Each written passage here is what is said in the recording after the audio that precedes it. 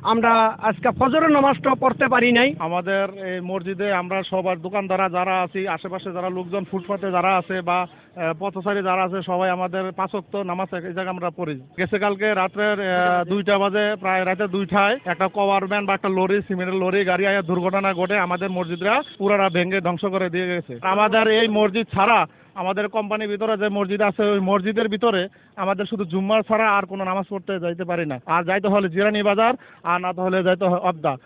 এনে আইসি আমরা জনগণ সবাই, আমাকে একটাই দাবি, এই যে দুইটা গার্মেন্টসের এবং লরি মসজিদটা আমাকে ভাঙ্গে দিছে। আমরা ফজরের নামাজ পড়তে পারি নাই এবং ৫ ওয়াক্ত নামাজ এই মসজিদের ভিতরে হয়, আমরা সবাই পড়ি।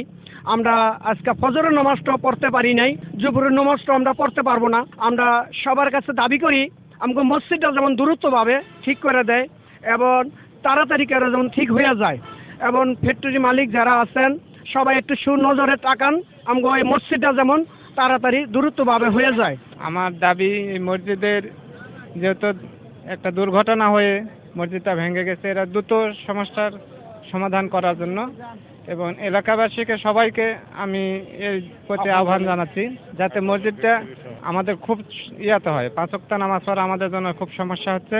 আমরা চাই যে এলাকায় সকলে এই মসজিদের প্রতি সুনজরে তাকাক। আমি এই মুহূর্তে আছি গাজীপুর মহানগর কাশিমপুর ১ নং ওয়ার্ড জিরানি বাজার এলাকায়, অর্থাৎ ঢাকা টাঙ্গাইল মহাসড়কের পাশে যে পাঞ্জাগানা মসজিদ, সেই মসজিদ কিন্তু আজ একটা ট্রাক, একটা কাভার ভ্যান এবং একটা লরি কিন্তু ধাক্কা দিয়ে সেই মসজিদে কিন্তু আজ ভেঙে ফেলছে। জিরানি বাজার এলাকায় অন্ততপক্ষে ১ হতে ১.৫ কিলোমিটার কোনো মসজিদ নাই। এই পাঞ্জাগানা মসজিদটা একটা 3 সিট মসজিদ ছিল। গত ১ যুগ ধরে মসজিদে কিন্তু এই মার্কেটের এলাকা, যে মার্কেটের যে দোকানদার এবং অটো চালক এবং বিভিন্ন ফুটপাতের দোকানদার কিন্তু এই মসজিদে নামাজ পড়ে আসছিল।